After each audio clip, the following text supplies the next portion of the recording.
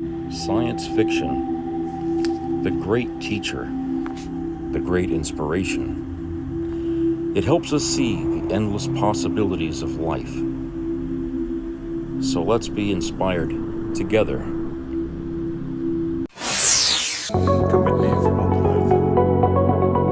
We are all explorers, driven to know what's over the horizon, what's beyond our own shores.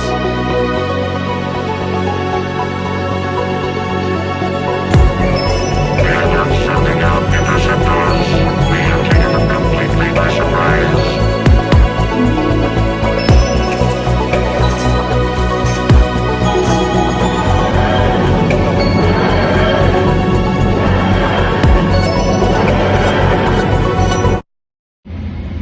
Hey everybody, it's the Commodore.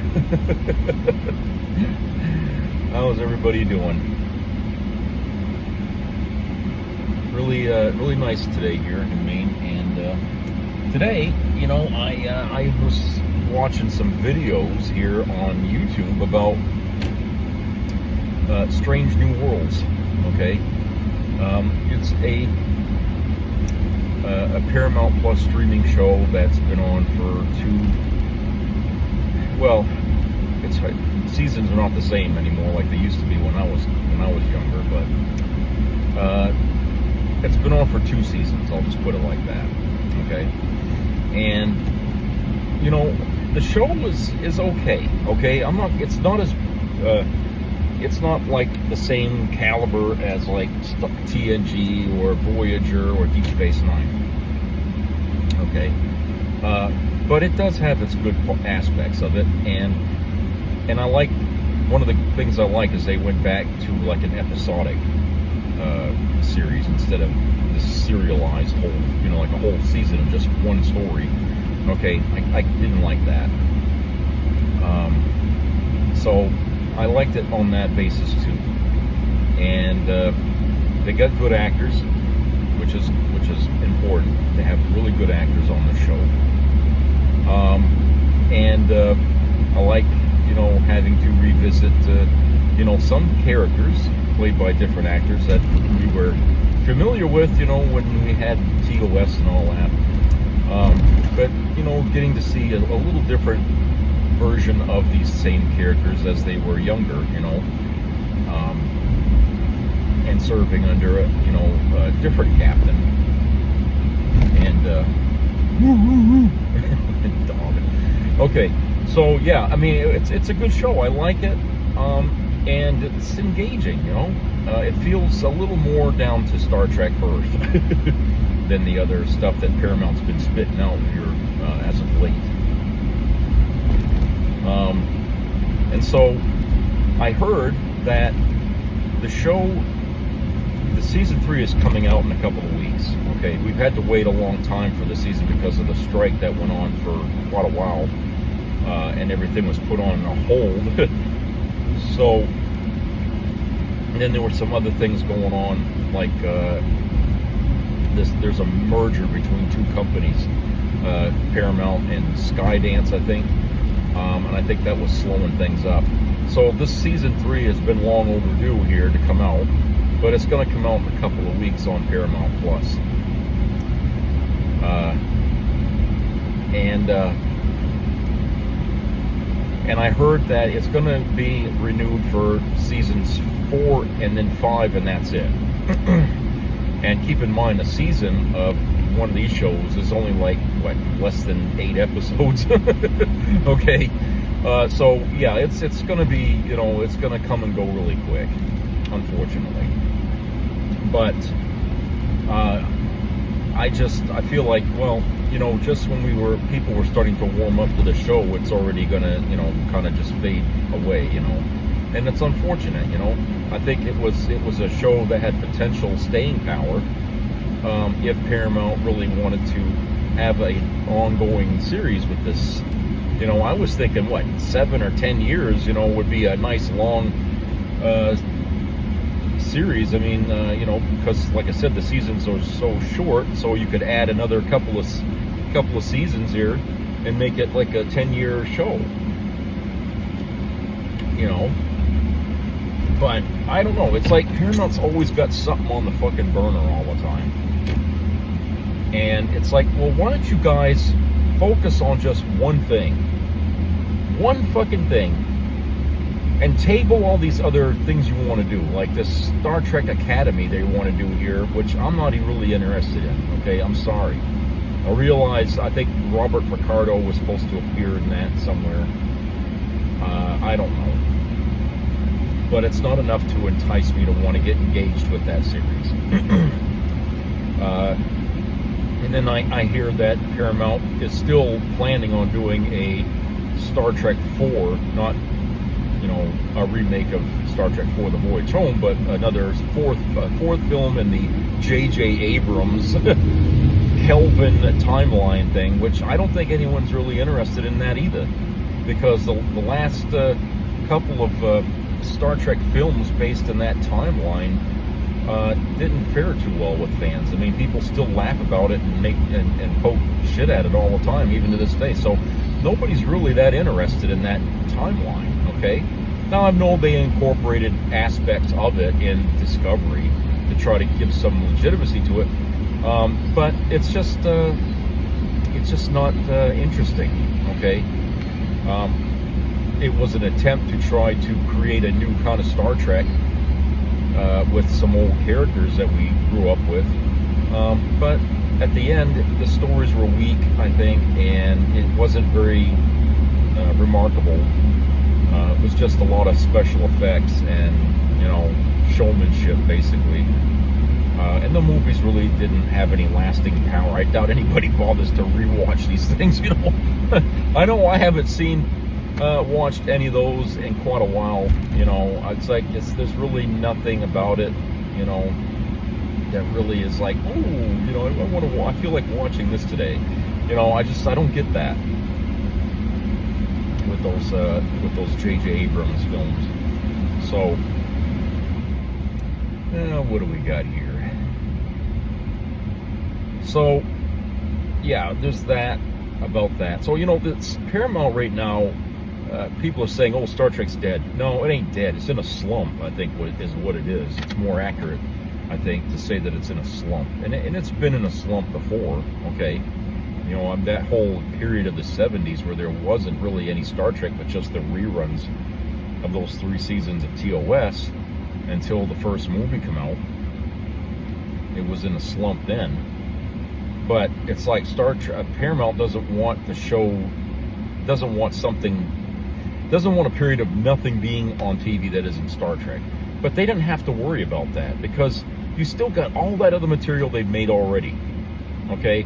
They got plenty of stuff right now where they can take a break from this and regroup and come up with some pretty good ideas. Maybe listen to the fans and see what they want. You know, I mean, I think that's what they should have done in the first place if they were trying to make something that the fans would like. It's like, well, what do they want to see for a Star Trek show? That's something they've never really bothered to ask any of the fans, okay? And I think that's a sad thing, because look, if you're trying to keep a franchise going, it's always good to put your finger to the wind and find out which way it's blowing, okay? And if they don't do that, and they just arrogantly, you know, blindly blunder onward with one idea after another, okay, then the fans are just going to say, you know, fuck this, I'm not watching this shit anymore, okay? And you'll just start losing your base. Well, I think the fans, okay, judging by the fan creations that I've seen on YouTube of people that make these Star Trek films made by fans, okay, they don't do it for money, they just do it because they love the show. They make these things. I think the fans have a better grasp on what Star Trek is than the people at Paramount. I've seen some incredible stuff on YouTube made by fans with some pretty decent stories. Okay, and Star Trek Continues is like the #1 of fandom made stuff. Okay, I really think that. I think it's like the first, you know, like the very top of the line as far as fan creations go. They made 11 episodes, I think, and of course that ended up being stopped by Paramount, but they made some really, really good episodes, and I'm thinking, you know what?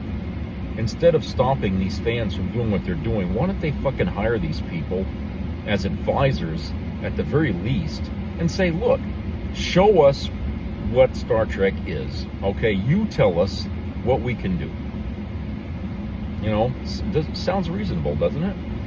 I think it is. I mean, I feel like, you know, hey, look, there's no shame in asking people, you know, what do you like? It's like, you know, hey, what do you want for dinner? Okay, and if you're making spaghetti and they would rather have something else, okay, well, they're not going to eat the spaghetti, at least not all of it. Then there's just, you know, hey, you got to give them what they want. Give the people what they want. You remember that saying? Okay, you give them what they want, you can't go wrong. Now, I know there's a lot of people, everyone's got their different ideas. Okay, so let's make a list. Let's make a fucking list of these ideas that fans can agree on, that they would like to see. That alone should be enough to sustain Paramount for years to come. Okay? Why are they reaching to people who have really no experience with Star Trek? You know, writers, directors. Okay? Why are they doing this? You know, it's like, you guys, you're shooting blindly in the dark. You're asking people who don't really have that much wherewithal concerning Star Trek. They may have seen a few episodes here and there, but they weren't like really fans. Okay, they're familiar with it. They know the characters' names, just like anyone who's been alive in the last 50 years knows what Star Wars is and knows Luke Skywalker and all. Okay, you know, it's become an American icon. Was what I'm saying. So yeah, outside of that, these people really don't know what these things are. But like I said, if you wanna do something good, something that's really gonna hit home, okay, listen to what the fans are saying, you know? And I don't know if fans have been writing to Paramount and asking them, will you do something like this, or will you do something like that? I don't know if there's been any fandom sending in ideas. Maybe there has, and they're just not reading it. Okay, but I would say, like, maybe all of us should just write something out. Okay, put down a synopsis of a possible story, or put down an idea to create a series from. Okay, and then shoot that out to Paramount. When Jonathan Frakes was here, and I think I mentioned this in a previous video, when he was here, was it last year or the year before? I can't remember. It was recently. Came to a convention here. I talked to him a little bit, and I said, at the end, I said, oh, by the way, I said, when are you guys ever going to close the book on Thomas Riker? And he laughed. And this lady that was sitting with him, I don't know if it was his wife or not, but she was laughing and said, yeah. He says, well, maybe we ought to do a series about that. I said, or a show at least about that. You know, and I laughed. I said, yeah, I mean, because I hear a lot from people that would like to know whatever the hell happened to this guy. I mean, he's an important character. Yeah, he's not Will Riker, but he is a Riker, which is based on a popular character from TNG, right? He's the transporter double of the character. Okay, so you can't just throw him to the wolves and say the end. Okay, no, they got to follow up on that. And while Jonathan Frakes is still alive and kicking, I think he owes the fans a little closure with that story. I mean, because a lot of people bring it up once in a while. They ask what the hell ever happened to him after the Defiant, on Deep Space Nine. Did he ever get free of the Cardassian prison? I mean, especially after the Dominion War devastated the Cardassian empire. Did these prisoners get released, or whatever happened? Again, an idea. I pitched an idea to Jonathan Frakes. You know, just to say, you know, hey, look, people haven't forgotten that character. You're not just one. You play Will Riker, but you actually played two characters because you got another character made from Will Riker. So you're you got to do something about that. It was easy. I guess it's easy to forget, you know, after all this time. I mean, how long has it been since that episode of Deep Space Nine, The Defiant? You know, where Thomas Riker was in it. You know, it's been quite a number of years, so it's easy to forget, I guess. But the fans don't forget because we rewatch these fucking shows over and over and over again. So it's you know, to us it's like yesterday, but to the actors it's like ancient history, you know. But the same, you know, could be said for a lot of things, you know, about Star Trek, is that, you know, a lot of the stuff people have forgotten, you know, or they left stories open-ended and never followed up on. So I'm sure there's a lot of people who would probably bring in ideas about that. But like I said, you know, we as the fans, you know, if we want to take ownership back of something we cared about, then that means we got to get more active in it. And that means we got to have our voices heard. And if it means flooding Paramount Studios, okay, with requests, ideas, you know, and just bury them in the freaking, you know, somebody's got to take and read some of it somewhere, okay? And maybe if they start making even one or two of these ideas that they would get from millions of fans, and it turns out very successful, maybe they'll start reading the other stuff, you know, right? You know, it's an interesting thing, you know, just to understand. But you know, when Paramount sees, oh geez, we made a lot of money making this, you know, what else have the fans got for ideas, you know? And you know, hey, this is what they could do. But I don't know, like I said, I don't know if fans have really spent much time trying to like email them, or I don't know how the hell they do it today, okay? I think the last time I ever sent anything to Paramount Studios was back when Starlog magazine was out. You know, most of the time I never did, because there was really no way to actually, you know, address something to somebody at that studio. But with the internet today, I imagine it's probably a little easier, because they probably have a website and they probably got a place here for customer requests or feedback or whatever you call it. I imagine it's probably much easier today to just sit down and type out an email and shoot it to them. Okay, talk to somebody like what do they call those people? Relations, you know, public relations or something like that. I don't know how you would address that. There's other people out there that would know better than me on how you could, you know, raise your voice to somebody there to get them to listen to you. But I really don't know. It's something I never really did a lot of, I guess. But yeah, I mean, look, people, amateur writers out there, okay, who write Star Trek stories, you know, and they never get published or something, but other people they've shown it to other people and they say, oh, that's pretty cool, you know, stuff like that. You know, give these people ideas, because it seems like they're reaching, but they're not getting anything. You know, it's like they're trying very hard to come up with an idea, but all their efforts are yielding nothing, because the franchise is not getting better. It's staying in this doldrums, you know what I'm saying? It isn't, oh, be damned, they close that. Yeah, they just basically just, you know, been flatlining here. So if they really give a shit about it, you know, maybe they'll listen, you know? I mean, look, we have these conventions, right? All the time we have conventions.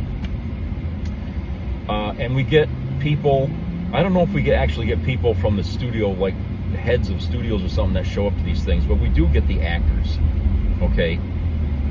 Jonathan Frakes, who works, you know, have done stuff for Paramount and things, okay? I don't know if we have other actors like him that could pass on a message, you know, in a way.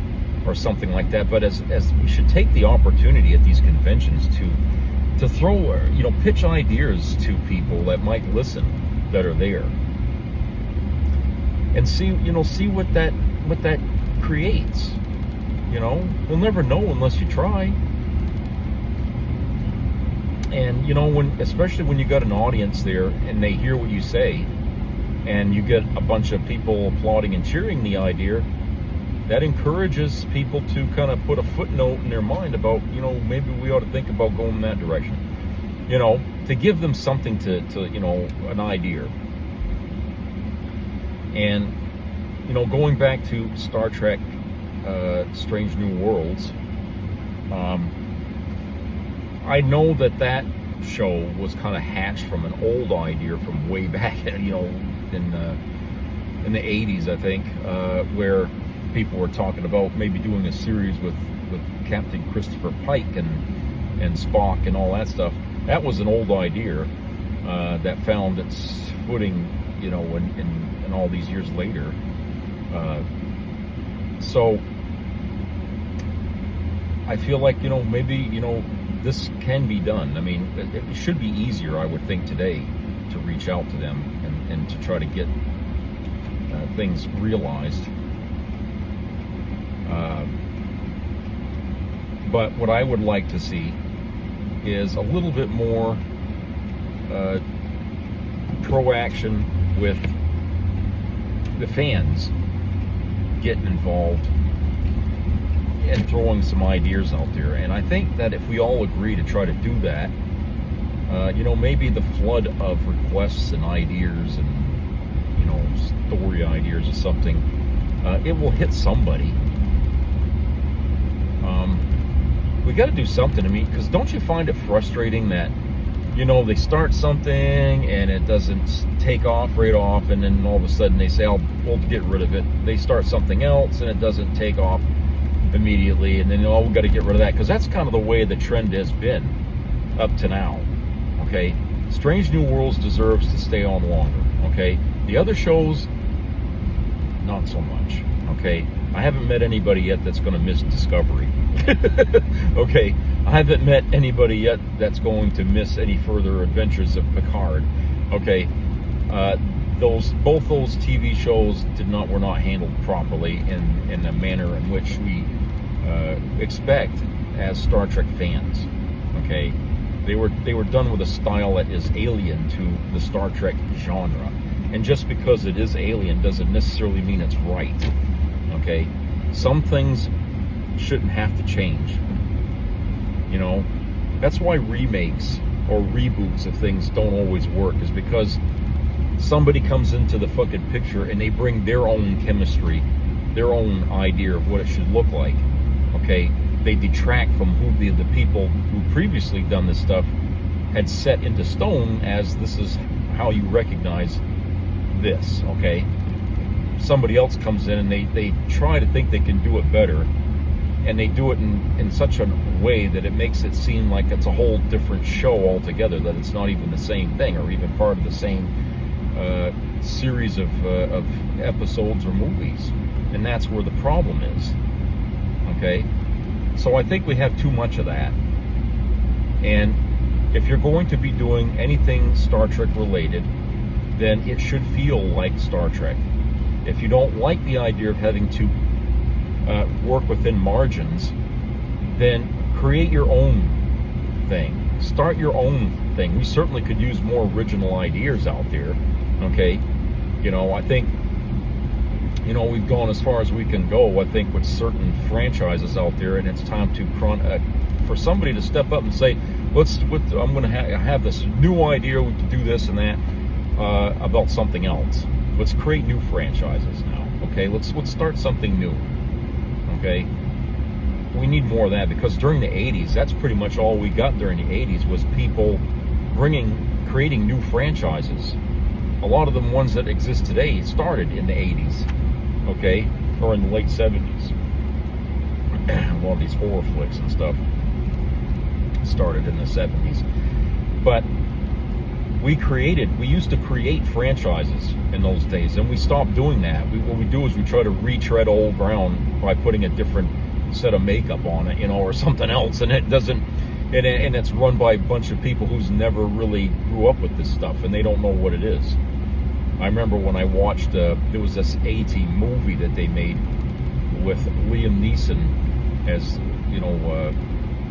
Colonel Hannibal Smith, I guess. It didn't feel right. It was action all the way through it, but it didn't feel like the A-Team that the TV show was based on, okay? Sorry, but there was more to the A-Team than just that shit. So, yeah, it bombed, and they never did any more of it after that. But yeah, like I said, it's that kind of attitude that I have about it, that it just, with Star Trek, that, look, if you're gonna do Star Trek, make it Star Trek, okay? Make it Star Trek. If you're doing a TV show, it should feel like it's part of the whole bunch of other TV shows that were made before it, okay? It shouldn't be different in a drastic way, the way they've been doing it, okay? Where it just does not look anything like you've seen, so you cannot, in your mind, connect it to what's been done. That's gone too far when you do that, okay? That's just my opinion. I mean, if you're trying to save a franchise and keep it vibrant, then that's what you do with it. And sometimes I think people go too often to the well. Give people a chance to absorb what they've seen. Stop peppering the market with something, okay? And that's what Paramount's been doing with their streaming services. They've been coming up with any goddamn idea that's Star Trek, okay, that they could possibly put out there, and it's like you're drowning us in crap. Stop it. Make something good first, then fucking, stick to that. But no, they want to do cartoons, they want to do 2-3 different TV shows, and it's like, that's way too much. That is way too much, okay? I'm sorry, but when you consider the entire collection of Star Trek history and all that, okay, there shouldn't be any need to rush to make more all the fucking time, okay?